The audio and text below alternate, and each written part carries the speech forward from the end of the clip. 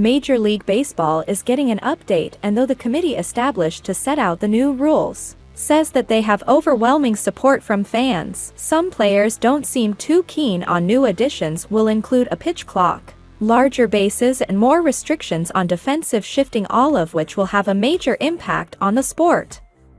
We'll be covering this and more in today's video. First off, setting the new rules as part of the 2022 to 2026 collective bargaining agreement. A joint competition committee was set up recently in order to determine whether changes that were suggested by the MLB should be implemented. The committee consisted of 4 active players, 6 members appointed by the MLB, and 1 umpire. The MLB only suggested 3 changes, each of which had been extensively tested in the minor leagues for years prior.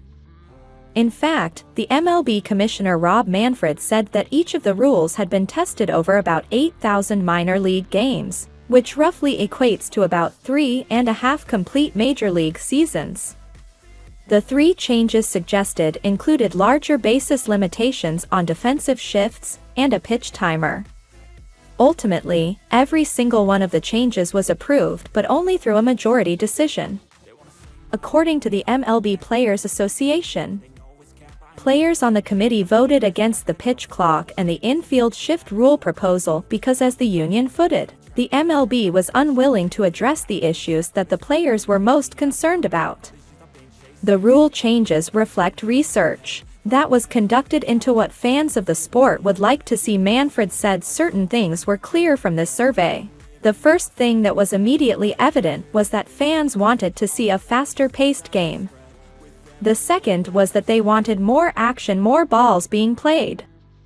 And the third and final observation was that they wanted to see more athleticism on display. Next, to pitch timer. In order to address the first of what the MLB has found that fans want, as in a faster pace, there will be implementing a pitch timer. The timer will work in multiple ways.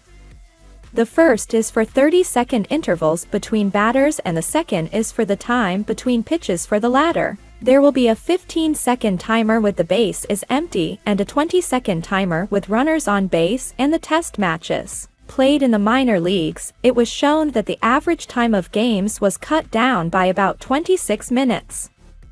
The rule not only reduces the total time play, but also forces a number of gameplay changes. The rule includes limits on the number of throws to first base, which increased stolen base attempts in the minors. It was shown that the average number of steal attempts per game increased from 2.23 to 2.83 over the course of 3 years. On top of that, the success rate had also risen from 68% to 77%. The new rules were clearly having an effect on the energy being put into games. There are some important details to note here, though. Pitchers that violate the timer are charged with an automatic ball, while batters that are charged with violations suffer an automatic strike. Lastly, pitchers are limited to 2 disengagements that includes pickoffs and step off her plate appearance. If a third pickoff attempt is made, the runner automatically advances 1 base. If it is unsuccessful moving on the defensive shifts, there have been some limitations imposed on the defensive shifts and positioning of infielders as part of the new MLB rules. For starters, the defensive team needs to have a minimum of 4 players on the infield, with at least 2 infielders completely on either side of the second base. The restrictions are intended to increase the batting average on balls in play, as well as to give infielders more space to showcase their athleticism and to provide a more traditional outcome on batted balls. If you consider the batting average from this year, which was 0.291, and compare it to that from 2006, you can easily see why the organization is implementing these rules. In 16 years, the batting average has slowly declined by about 10 points.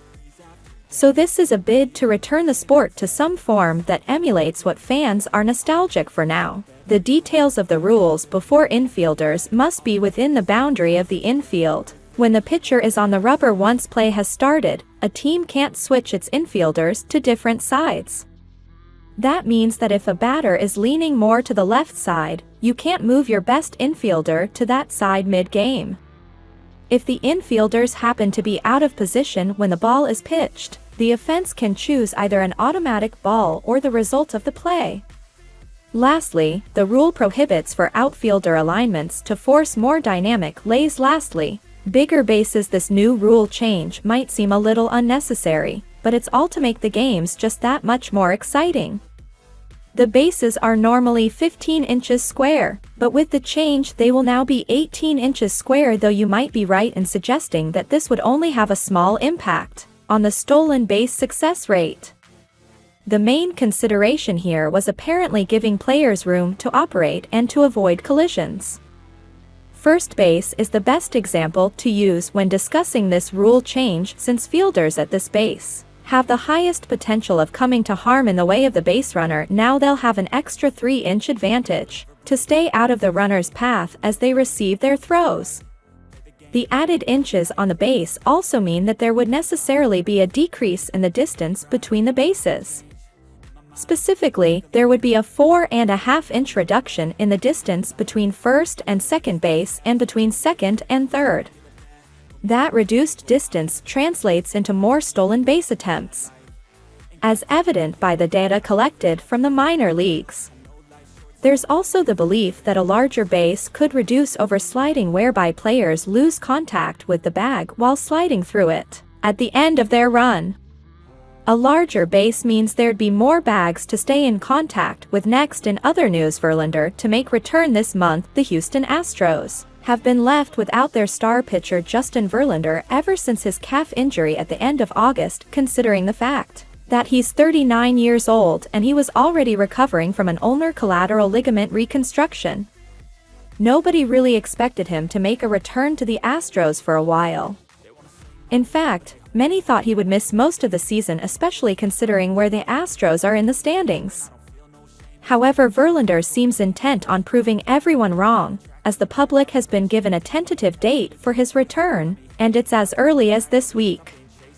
However, just to emphasize this, manager Dusty Baker did tell reporters that this plan was tentative, so there's no guarantee that Verlander will absolutely be back on the field during this week or even this month. However, Verlander doesn't have to do too much. Even if he does make an appearance soon, the Astros have a very comfortable 12.5-game lead in the ALS. So Verlander shouldn't have to worry about straining his body in any case. Next, minor league players join MLB. A historic moment in the sport of baseball recently occurred when minor league baseball players officially unionized and joined the Major League Baseball Players Association.